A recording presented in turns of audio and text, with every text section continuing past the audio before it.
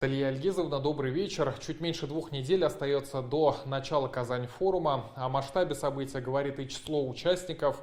В этом году ожидается около 11 тысяч гостей. Скажите, какие делегации будут самые большие и кого из почетных гостей увидим впервые? Уже сегодня мы видим 79 стран. Самые большие делегации у нас представлены: это Малайзия, Иран, Афганистан, Ливия, большая делегация Сенегала.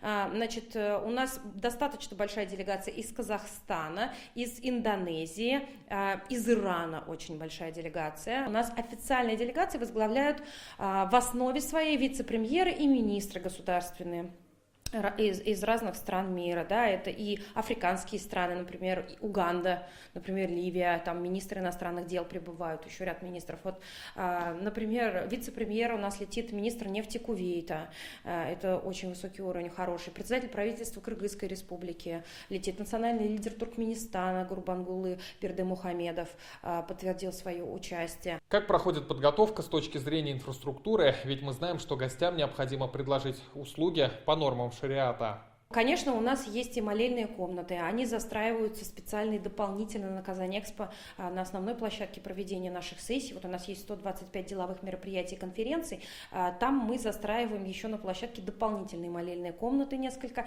для того, чтобы всем было комфортно. Естественно, у нас в гостиницах, в ресторанах, где будут проживать и питаться гости, также проходит дополнительное обучение по этим вопросам. Казань-форум пройдет уже в 15-й раз. Какой экономический эффект ощутила республика за эти годы? Что делает экономику сильной? Это, конечно, наши предприятия. В первую очередь это промышленные предприятия, которые составляют фактически костяк нашей экономики. У нас 50% экономики – это промышленность. Поэтому мы смело можем говорить, что от здоровья финансового, я имею в виду здоровья наших предприятий, конечно, зависит и в целом наша экономика. Чем больше они смогут на этой площадке заключить контрактов, чем больше они смогут получить заказов, чем больше они смогут говорить о расширении своих производств и о продаже на экспорт своей продукции, тем сильнее будет наша экономика. Знаем, что основная программа форума пройдет на Казань-Экспо. Какие мероприятия пройдут в выставочном комплексе и смогут ли на них попасть жители города? Мы организовываем на Казань-Экспо фестиваль кухонь исламского мира.